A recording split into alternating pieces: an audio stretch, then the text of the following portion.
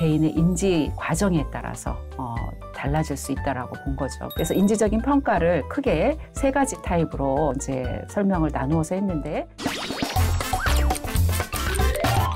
라자루스의 스트레스 이론은 인지적 평가 모형이다, 이렇게 우리가 얘기를 합니다. 그래서 코그니티브 어프레이저이라고 이렇게 설명하는 그런 모델인데요.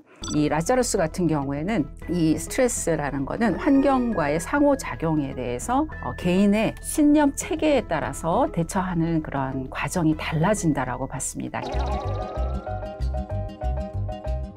그래서 스트레스에 대해서 개인과 환경과의 그 만남에서 매개체 역할을 하는 게 인지적인 평가이고, 이러한 이 인지적인 평가가 적응하는 데 있어서는 아주 필수적인 역할을 한다, 이렇게 봤습니다. 그래서 스트레스 반응이라고 하는 거는 대처하는 그 과정의 그 반영이라고 할 수 있겠고, 개인의 인지 과정에 따라서 달라질 수 있다라고 본 거죠. 그러면 이제 그 인지적인 평가라는 게 과연 뭔지 한번 좀 보겠습니다. 인지적인 평가라고 하는 거는 개인이 어떠한 경험하는 사건, 어떤 스트레스 요인에 대해서 어떻게 해석하느냐. 다시 얘기해서 주관적인 해석, 이 부분을 인지적인 평가로 이해를 했습니다. 그래서 인지적인 평가를 크게 세 가지 타입으로 이제 설명을 나누어서 했는데, 첫 번째는 1차적인 평가입니다. 그래서 1차적인 평가라고 하는 거는 뭐가 문제냐 부분인 거예요. 스트레스가 뭐냐, 요인이 뭐냐, 문제가 뭐냐, 이렇게 평가하는 그 부분을 얘기합니다. 이 스트레스 원이라는 게 나와 관련되는가, 아니면 긍정적인가, 아니면 디스트레스에 해당되는 그런 부분인가.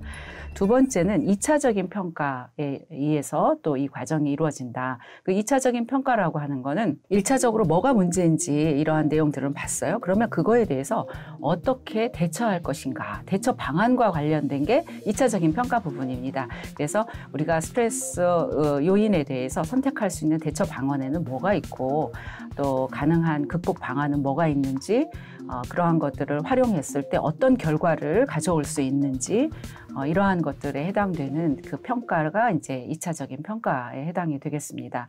그 다음에 재평가라고 하는 거는 이제 이러한 그 과정에서 환경이나 자신의 그 반응에서 또 새로운 정보들이 계속해서 나오게 되겠죠. 그래서 그러한 것들을 기초로 해서 다시 한번 이 평가 과정을 이제 변경하게 되는 거죠. 우리가 변화시킬 수 있는 그런 과정, 이거를 재평가라고 합니다. 그래서 대처에 대해서 라자루스가 그 설명을 한 그 이론을 개념을 보면, 환경적인 또는 내적인 요구나 갈등, 그러니까 환경적인 것뿐만 아니라 인간 내부에서 일어나는 요구나 갈등, 이러한 것들을 조절하기 위해서 이루어지는 행위적인 노력 또는 정신내적인 노력, 이러한 것들을 대처, 코핑이라는 개념으로 설명을 했습니다.